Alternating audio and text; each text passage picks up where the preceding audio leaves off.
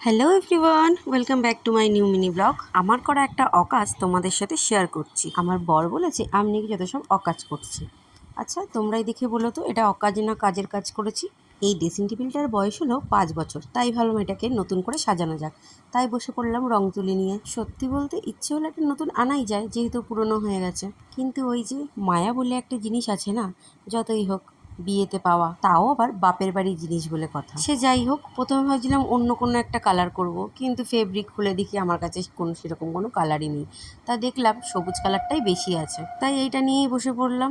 ওই যে তর যে সয় না আমার, আমি ফুল বডিটাকে গ্রিন কালার করেছি। আর এই যে দেখছো বর্ডারগুলো, এগুলোকে ব্ল্যাক কালার করেছি। এরপরে উঠে গেছি সোজা টেবিলের উপরে।